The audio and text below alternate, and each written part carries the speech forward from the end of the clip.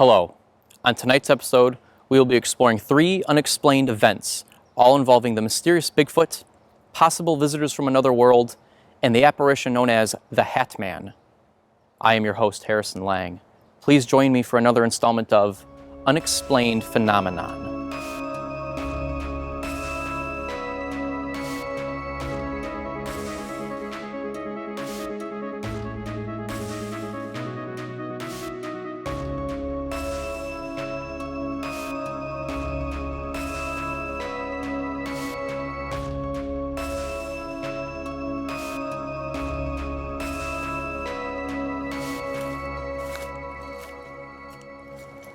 Since 1811, the prehistoric primate known as the Bigfoot has been sighted all across the United States.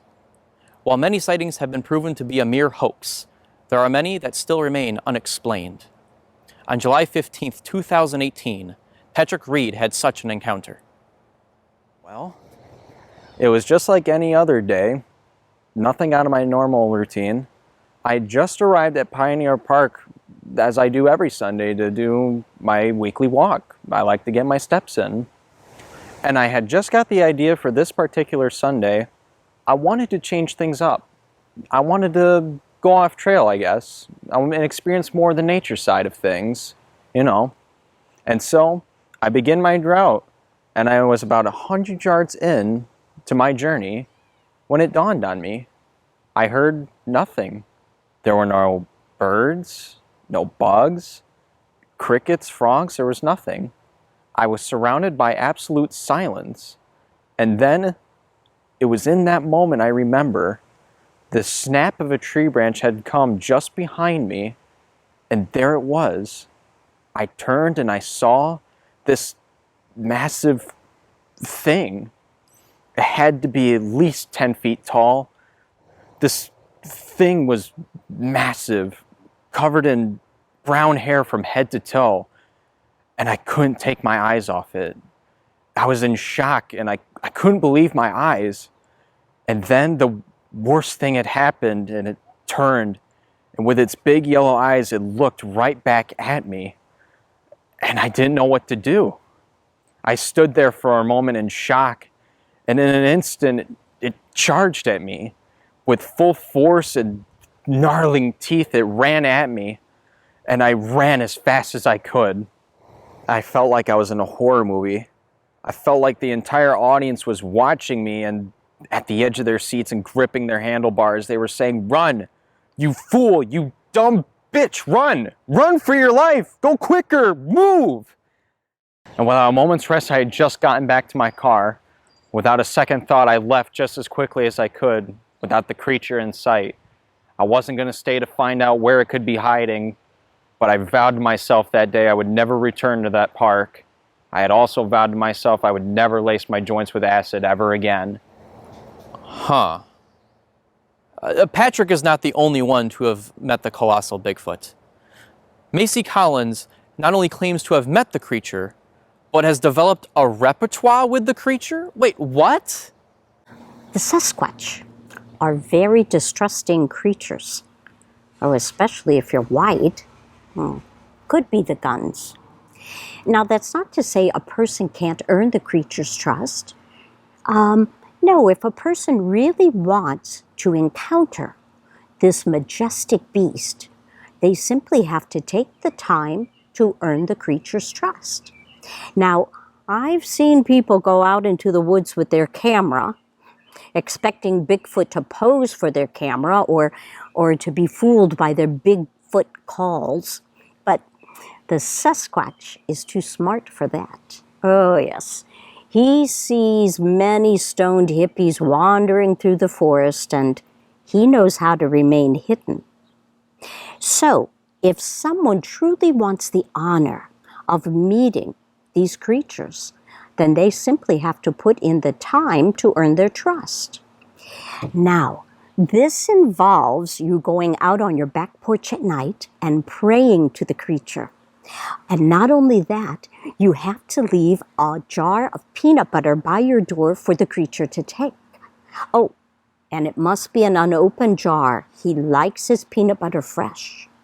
Now, once you start this, It's going to take time to earn his trust.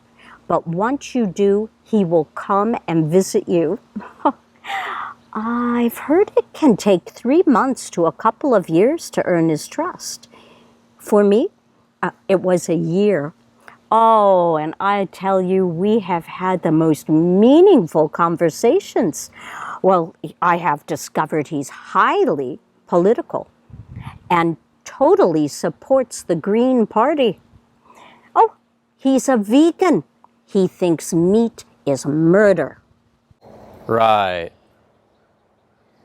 Now, some people think I make this stuff up, but how do you explain the missing peanut butter and the conversations that we've shared? I am not a nut. No, Bigfoot is out there if you try. I don't need to take my medication to know he's out there. Understandably, there is some skepticism to both Patrick and Macy's stories. One such skeptic is Dr. Arthur Murray of Detroit, Michigan. Dr. Murray has been a primatologist for over 8 years and has done extensive research on primates. He finds Macy's story to be far-fetched and questions her mental stability, as do I. I have looked into every encounter in the state and researched each location vigorously, collecting numerous scat samples and footprint castings. Now, an analysis of the scat shows us that the creature has a diet primarily of berries and fish. We could find no evidence of nuts. I can back up Macy's claim that the creature tends to avoid those of Caucasian persuasion. Some theorize due to a destructive nature. I think it's just the guns. Further research leads me to believe Patrick and Macy's stories are false. The creature would avoid Patrick and his visible firearms at all costs. And the scat analysis does not support Macy's claim of the creature as vegan. In fact, the claims by her that she had a conversation with the creature lead me to recommend her for institutionalization. It's not my field, but I support it. Thank you, Dr. Murray. That was both uninformative and a bit racist. Next up, 2 stories of possible visitors from another world. Hopefully, unlike our last guests, their minds have not left this world. Every year, there are roughly 4,000 sightings of unidentified flying objects in the sky. And with the recent footage released by the Pentagon, it seems now more than ever, people are beginning to question if there is other life out there in the universe. One such witness was Jonathan Peters of Austin, Texas. On June 15, 2017, on his way home from work, Jonathan witnessed mysterious lights in the sky. I just remember thinking, wow, that fucking pot's flying off the low. And that's when I realized, through shape and size, that there's no fucking plane that I had ever seen before. It had lights that lit up the sky, and I just remember walking out of my car and being mesmerized by its overall beauty. But thankfully, that's when my senses kicked in. I had seen that movie Independence Day about 13 times in the movie theater, so I knew exactly what I had to do. I had to take action. So I marched back up to my car, grabbed my trusty old sidearm, and I lit into that motherfucker. Damn near put the whole clip in that son of a bitch too before it spat right off. I would have got it too. Wasn't such a damn pussy. This is a rough sketch of the object Jonathan saw that night. If you see a similar object in the sky, please call 777-777-77. Hold on. Just wait a damn second. That is not at all the object that I saw. The ship that I saw looked just like this. You listen to me. If you see a ship like this, you grab your guns, and you unload every shell of ammo you have on this flying dildo here before it ever gets a chance to unload on us. You hear me? Today, we celebrate our Independence Day. Chad and Mark, two residents in northern Wisconsin, had also witnessed lights in the sky. It seemed like your typical day in northern Wisconsin on April 20th, 2017. Chad and Mark decided to meet up with their friend Joey at the skate park. I had just got to the park, and Joey's car was already there. I remember I got out, and I called out for him, but I didn't get a reply. I had then tried to call Mark, but that's when I saw it. It was huge. What is that thing? Lights hovering in the sky. I thought to myself, man, this is not the time to be tripping right now. I only had a little coke that night, but I knew it wasn't a plane because of how fluid the movements were. At the same time, on the other side of the park, Mark, Chad's brother, was witnessing the same phenomenon. I was just in a complete state of shock. I don't know if it was my self-prescribed medication I was on, or if I was completely enthralled by the spectacle.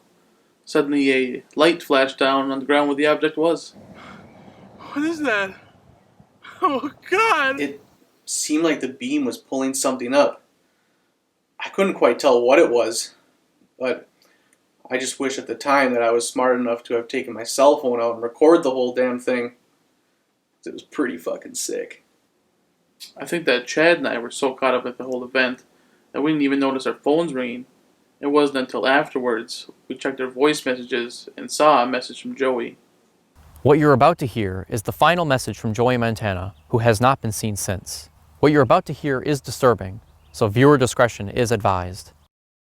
Hey guys, I'm here at the park and I don't see you anywhere. Holy shit, is that a fucking flying saucer? Holy shit it is! It's flying right above me. Holy shit, holy shit! Wait, what's it doing now? There's a weird light flashing down on me. No god, no god, it's pulling me up. It's pulling me up to the ship. I'm afraid to hide you guys. Guys, answer your fucking phone. Oh shit! This is really high. They're pulling me on board their vessel. Oh god. They're uglier than Gary Busey. They're taking me somewhere, you guys. They're taking me down a hallway. Hey, there's Elvis. Thank you very much, man. Oh no, they're strapping me to a table. Oh, oh no, no, no. Oh no. Please, God, no. They're probing me. They are probing me. Oh God, at least use lube, guys. Please. No. Officials had a hard time believing Chad and Mark had nothing to do with Joey's disappearance. Both were screen tested for drugs by Dr. Philip Wesker. The amount of drugs found in these boys' system is what we like to call in the office the Dave Mustaine prescription. Basically, the list of narcotics found in their system is as follows. Marijuana, hash, opium. The police believe we had something to do with Joey's disappearance. Acid, speed, LSD. So we did a couple of narcotics. Don't we all? Magic mushrooms, black beauties, psychedelics. It's not like we were shit-faced drunk.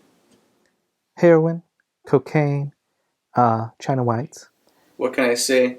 You get numb to the effects after a while. Like Axl Rose once said, I used to do a little, but a little won't do it, so a little got more and more. And morphine and Dreminol. Now, while I don't believe that these boys had anything to do with Joey Montana's disappearance, it is also very factual that these boys were, medically speaking, high as fuck. Drug-induced fantasies, or possible visitors from another world? Do aliens exist, or are they delusional fantasies, fading like my career? Only time will tell. Next, we will be exploring the apparition known as the Hat Man, who seems to only appear when the death of a family member is near. Tune in next and watch my career crumble like a host on Family Feud.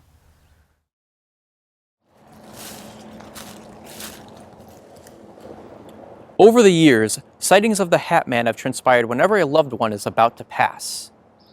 Every encounter is different, but the result is usually the same. A tall man dressed in black with a wide-brim hat is usually a part of his attire. No one knows what he is or what he wants. His facial features undistinguishable.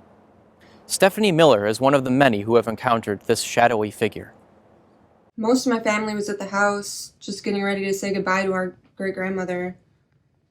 I walked outside for maybe 10 minutes, and when I walked back in, there he was just walking down the hallway. I just stood there. I couldn't move. I seen him enter my great-grandmother's room, and I rushed out of the house. I panicked, I'll admit it. Shortly after my aunt told me my great-grandmother had passed, I just remember how creepy the figure looked, his demeanor, and just the sense of pure evil. I'll never forget it. Stephanie Miller has tried to explain the phenomenon to her family, but to no avail. My family thinks I was just stricken with grief, but I know what I saw, and I know others have seen it too. Others, such as David Anderson, had remotely similar experiences on October 2nd, 2016. Again, these events took place in Muskegon, Michigan, with a family member close to death's door. I had just got to the house, and my cousin, Matthew, he's been sick with cancer for a really long time. And, you'd often say, it's my choice where I want to die. I don't want to be around any fucking doctors or, have any whiny roommates. I just want to die at home. In the family, they were coming and going all day and just picking up around the house. When I showed up, I was coming through the back door, and I saw this figure just glaring at me. It was just standing there. And I watched it as it moved from the hallway to Matthew's room. I was frozen. I didn't know what to do. And it wasn't until later when my brother came down and he told me that Matthew was finally at rest.